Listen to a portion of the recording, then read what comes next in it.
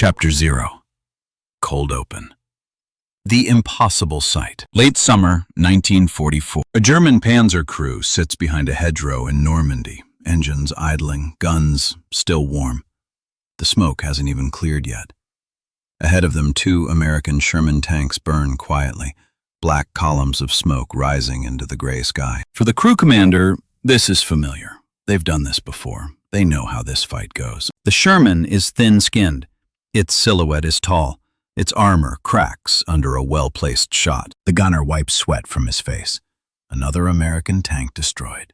Another tally mark in a war that, at least inside the turret, still feels winnable. Then someone points down the road. At first, it doesn't make sense. Beyond the smoke, past the wreckage, a column of tanks is moving forward. Not cautiously, not rushing, just arriving. Fresh Shermans, clean hulls. Some still carry chalk markings from the depot. Their engines sound smooth, almost relaxed. The German commander blinks. He counts them once, then again. These aren't the same tanks. They've just destroyed American armor, yet here it is again. Not fewer, not weaker, if anything, more of it. And for the first time, a thought creeps in that no training manual prepared them for. How do you win a tank war when the enemy replaces tanks faster than you can destroy them? This wasn't a moment of tactical defeat. It was something worse. It was the beginning of a realization that firepower alone would not decide this war. Because what the German tank crews were facing was not just American armor. They were facing an entire system designed to keep coming, no matter how many tanks burned along the way. And once that truth became clear, the outcome of the armored war in the West was no longer a mystery. It was mathematics. The German tankers believed they were fighting machines. What they didn't yet understand was that they were fighting an economy, an industrial rhythm, and a replacement cycle that cared nothing for individual victories. And to understand why that belief persisted for so long, we have to start with what German tank crews thought they knew about American armor. Chapter 1. The Belief. One Tiger was worth many Shermans. For German tank crews in 1943 and 1944, the belief was simple and deeply ingrained. In a straight fight, they expected to win. They had reason to think so. German armored doctrine prized firepower, armor protection, and long-range gunnery. A Panther or a Tiger could destroy a Sherman at distances where the American tank often couldn't respond effectively. German optics were excellent. Their guns were powerful. Their training emphasized patience, positioning, and the first shot. From inside a German turret, the battlefield often seemed to confirm everything they believed. A Sherman appeared in the open. A range estimate was called. The gun fired. The target erupted in flame. The Americans had a reputation among German crews. Shermans burned. They brewed up. They died fast when hit. Veterans passed these stories down to replacements, reinforcing a shared confidence that German armor, though fewer in number, was technically superior. And on a tactical level, that confidence was often justified. German tankers measured success in kills. Each destroyed Sherman was proof that their machine, their skill, and their doctrine were still valid. Reports went up the chain of command listing impressive tallies. 5 tanks destroyed, 10 tanks destroyed, sometimes more. From the narrow perspective of a gun sight, the war still made sense. But what German crews could not see, what no tank commander could see from a hedgerow or ridgeline, was the wider battlefield beyond the smoke. They could not see the ports. They could not see the depots. They could not see the repair yards and staging areas quietly preparing the next wave. They judged American armor the way duelists judge swords, by strength, sharpness, and performance in a single clash. What they did not yet understand was that modern war had moved past duels. Because while German crews were counting kills, the Americans were counting something else entirely. They were counting time, and time, not armor thickness, was about to decide everything. Chapter 2. The Hidden Battlefield. Depots, workshops, and the conveyor belt of war. The real armored battlefield in Western Europe was not just the fields of Normandy or the roads of France. It stretched backward, hundreds of miles into places German tank crews would never see. Ports crowded with cranes and cargo ships, rail yards humming day and night, vast depots where rows of tanks waited, not for battle, but for assignment. For the American Army, a tank destroyed at the front was not necessarily a loss. It was a data point, a problem to be solved by a system designed to absorb damage and keep moving forward. American logistics treated armor as flow, not as treasure. If a tank was knocked out but repairable, it was pulled back, stripped, fixed, and returned to service. If repair would take too long, the crew was reassigned and a replacement vehicle issued. The objective was not to preserve individual machines. The objective was to preserve momentum. This was possible because American tanks were standardized. Parts were interchangeable. Engines, transmissions, tracks, radios, everything was built with replacement in mind. A damaged Sherman in France could be repaired with parts built in Detroit and shipped across the Atlantic weeks earlier without special modification. Behind the front, American armored units operated like industrial systems. Workshops ran around the clock. Crews rotated in and out. Losses were recorded, processed, and compensated for with remarkable speed. To German tankers, this system was invisible. They saw only the moment of destruction. They saw the flames. They heard the explosion. They assumed that what they had destroyed would not return. But destruction in the American system was temporary. Every burned-out Sherman was already being accounted for somewhere else. A new hull was already rolling off an assembly line. A crew was already being trained or reassigned. A ship was already crossing the Atlantic. The Americans were not asking whether they could replace their tanks. They were asking how fast. And the answer to that question was faster than the Germans could imagine. Because while German tank crews were fighting battles, the United States was running a conveyor belt, one that never stopped moving. Chapter 3. The Shock. The day the numbers didn't make sense. At first, the German tank crews thought it was coincidence. A successful engagement one day, followed by renewed resistance the next. War was chaotic. Units shifted, reinforcements arrived. That much was expected. But as the weeks passed, the pattern became impossible to ignore. German after-action reports listed impressive results. Shermans destroyed, columns broken, counterattacks blunted. On paper, the numbers looked encouraging. In some sectors, American armored losses were severe, yet on the ground, nothing thinned out. The same roads filled with tanks again. The same sectors remained saturated with armor. The same American units kept pushing forward. A German commander might destroy half a dozen Shermans in a single day, only to face just as many the next morning. Sometimes more. Sometimes in the very same positions. The math stopped working. Experienced crews began to notice details that unsettled them. Replacement tanks arrived with unfamiliar markings. Crews looked fresh, confident, unhurried. Units that should have been exhausted showed no signs of collapse. This was not how attrition was supposed to work. German doctrine assumed that sustained losses would weaken an enemy's striking power. But the Americans were absorbing punishment without slowing down. Every local success dissolved almost immediately into strategic irrelevance. Inside the turrets, frustration replaced confidence. What was the point of a perfect ambush if it changed nothing? What did a kill count matter if the battlefield never grew quieter? The realization did not arrive all at once. It crept in slowly, through repetition, through the exhausting certainty that tomorrow would look exactly like today, no matter how many tanks burned. German crews began to understand something deeply unsettling. They were not reducing the enemy. They were feeding the process. And once that thought took hold, it became impossible to ignore the deeper question behind it. How is America doing this? Chapter 4. Why replacements came so fast. Standardization as a weapon. The answer was not a secret weapon, and it was not a miracle. It was design. American tanks were never meant to be perfect machines.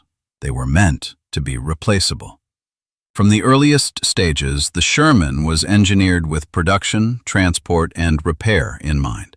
Components were standardized. Parts were interchangeable. Variants shared common systems wherever possible. This meant that damage did not equal death. A thrown track, a damaged gearbox, a cracked suspension arm, these were inconveniences, not catastrophes. A tank could be dragged to the rear, repaired, and sent forward again in days, sometimes in hours. And when repair took too long, replacement took over. American industry operated on a scale that rewrote the logic of armored warfare.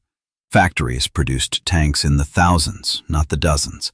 They produced engines, transmissions, radios, and guns at a pace that assumed losses were inevitable and acceptable. Shipping capacity matched production. Tanks arrived in Europe in steady streams. Ports like Cherbourg and Antwerp became armored strength directly into the front lines. From there, rail and truck networks carried replacements exactly where they were needed. German intelligence knew the numbers, but numbers on paper did not convey the experience of facing them in combat. For German tank crews, replacement had always been difficult, slow, uncertain. A lost tank often meant a lost crew. Spare parts were scarce. Fuel was scarcer. A damaged vehicle could sit immobilized for weeks, waiting for components that might never arrive. The American system was the opposite. Every tank the Germans destroyed was counted. Every tank America replaced was scheduled. This difference transformed the battlefield. Attrition favored the side that could turn loss into routine. Victory belonged not to the side that built the strongest tank, but to the side that could recover fastest. And as German crews began to grasp this, another, darker realization followed. Because speed of replacement meant nothing if your own side could not replace anything at all. Chapter 5. The German side of the equation. Fuel, parts, and crews that never came back. For German tank crews, the war of replacement was one they were destined to lose. By 1944, destroying an American tank did not guarantee safety, advantage, or even relief. It only guaranteed that the German vehicle would have to move again, burning fuel that could not be replaced, wearing parts that could not be repaired. Even surviving a battle carried consequences. A Panther that escaped destruction might still be crippled by a mechanical failure, a damaged final drive, a cracked transmission, a broken suspension arm. Repairs required specialized parts that were increasingly unavailable, and mechanics who were already overwhelmed. Fuel shortages turned mobility into a luxury. Tanks were often forced to abandon favorable positions simply because they could not risk running dry. Crews watched American armor maneuver freely while they calculated every kilometer they could still afford to travel. Crew losses were worse. Replacing a tank was difficult. Replacing a trained crew was nearly impossible. Veteran gunners and commanders, men who had survived years of combat, were irreplaceable. New crews arrived with minimal training, fewer live-fire exercises, and little time to learn the subtle skills that kept men alive inside a steel box under fire. Each loss compounded the next. Meanwhile, American units absorbed losses and continued operating at near full strength. Crews rotated, vehicles were swapped. Units remained cohesive even when individual tanks were destroyed. The imbalance grew heavier with every engagement. German tank commanders began to fight defensively, not because doctrine demanded it, but because reality forced it. Ambush, withdraw, reposition, conserve.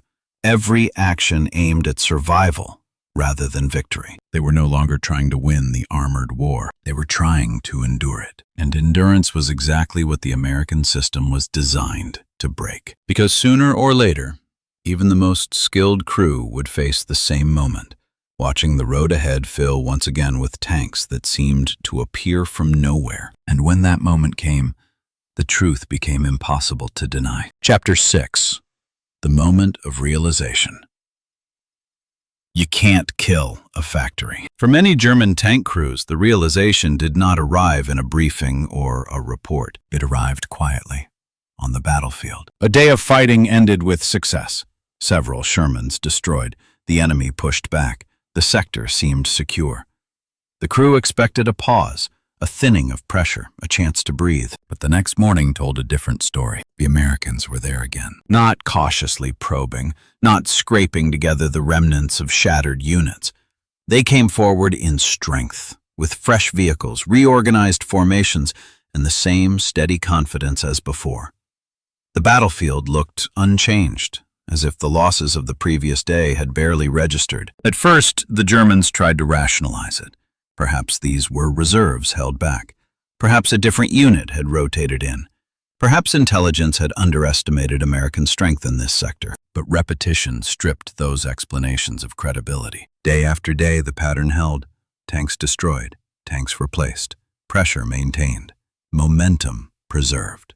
A German commander could do everything right: choose the ground well, coordinate fire perfectly, knock out multiple enemy vehicles, and still find himself facing an armored force that seemed untouched by defeat. This was the moment when experience overcame doctrine. Somewhere between one engagement and the next, German tankers understood the truth they had been avoiding. They were not fighting tanks. They were fighting factories, ports, rail lines, repair depots, and an industrial culture that treated loss as expected and recovery as routine. One veteran crewman put it bluntly to a replacement: "You can kill the tank, you can kill the crew, but you can't kill America's ability to send another one tomorrow." Once that realization set in, the battlefield felt infinite. No ambush could change it. No kill count could reverse it. No tactical brilliance could exhaust a system built to absorb punishment and continue forward. From that point on, German tank crews fought with a new understanding, not of how to win, but of how the war was truly being lost. And that understanding would soon shape the outcome far beyond individual engagements. Chapter 7. Strategic Consequence. Tactical victories, operational defeat. Once replacement speed tilted the balance, the character of the armored war in the West changed completely. German tank crews could still win fights. They could still spring deadly ambushes. They could still inflict losses that looked impressive in after-action reports. But those victories no longer translated into operational success. The Americans did not need to win every engagement. They only needed to keep moving. Every time a Sherman was destroyed, another took its place. Every time a unit took losses, it was reinforced before its combat power collapsed. This allowed Allied commanders to maintain constant pressure, probing, attacking, advancing, without waiting for perfect conditions. German armor, by contrast, became a dwindling reserve. Each tank lost was felt immediately. Each crew killed weakened the entire formation. Units that had once been elite were slowly hollowed out, forced to hold longer fronts with fewer vehicles, fewer veterans, and fewer options. The strategic effect was devastating. When German armored units counterattacked, they could still hurt the Allies, but they could not sustain the effort. When they defended, they could slow advances, but not stop them. The American system absorbed losses and kept pushing forward, while the German system cracked under the strain. This imbalance reshaped the battlefield. Infantry units that relied on German armor for support found that support thinning out. Gaps appeared. Lines bent, then broke. Once the armored reserve was gone, there was nothing left to restore the situation. The war of movement became a war of collapse. By late 1944, it no longer mattered whether German tanks were technically superior. Superiority that cannot be sustained is irrelevant. Quality without continuity becomes a brief flare, bright, impressive, and quickly extinguished. What decided the armored war in the West was not which tank won the duel. It was which army could afford to lose one and still keep going. And that reality pointed to a lesson far larger than Normandy, far larger than tanks. Because what German commanders and crews were experiencing was not just military defeat. It was the consequence of misunderstanding what truly wins modern war. Chapter 8. The Larger Lesson. Arrogance about better gear is a trap. The German mistake was not believing that their tanks were better. In many ways, they were. The mistake was believing that being better at the point of contact was enough. German armored thinking was shaped by an earlier era of warfare, one where decisive engagements, superior weapons, and elite formations could break an enemy's will. In that framework, quality mattered more than quantity, and skill could compensate for scarcity. But by 1944, the nature of war had changed. The Americans were not trying to win the perfect tank fight. They were trying to win the long fight.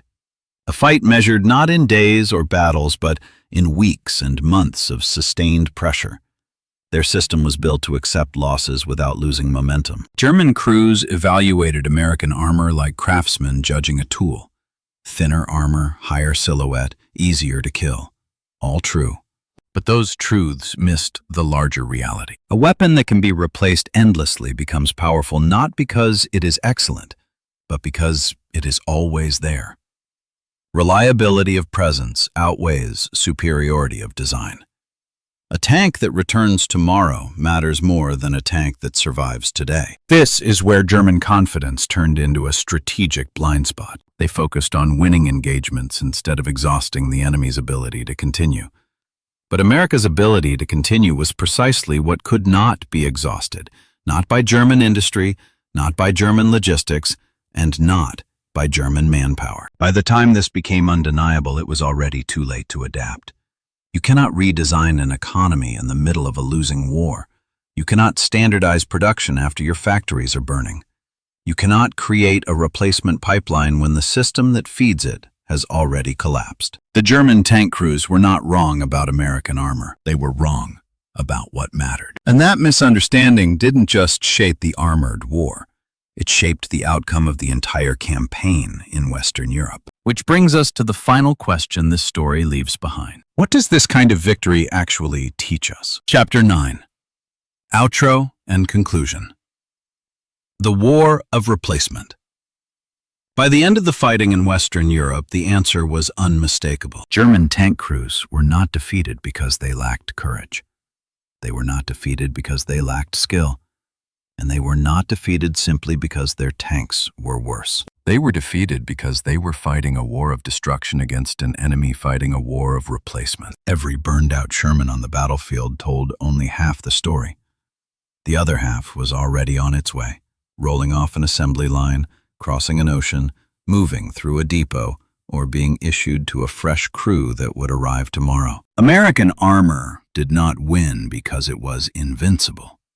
It won because it was renewable. By 1944, the outcome of the armored war in the West was no longer decided by gun caliber or armor thickness. It was decided by which side could recover faster, replace faster, and keep pressure constant without pause. German tank crews learned this lesson the hard way, one engagement at a time, until the realization became unavoidable. You can destroy a tank, you can destroy a crew, but you cannot destroy a system built to replace both indefinitely. And that is why American armor kept coming, long after logic said it should have stopped. If you found this story meaningful, please consider liking this video. It helps Witness to War reach more people who care about understanding history beyond the headlines. Subscribe to the channel for more deeply researched stories about the moments, decisions, and systems that shaped the Second World War. And if this video made you think, share it with someone who loves military history. We'd also love to hear from you. Leave a comment below. In your view, what matters more in war? Superior weapons or superior systems? Thank you for watching. Thank you for remembering. And thank you for being a witness to war.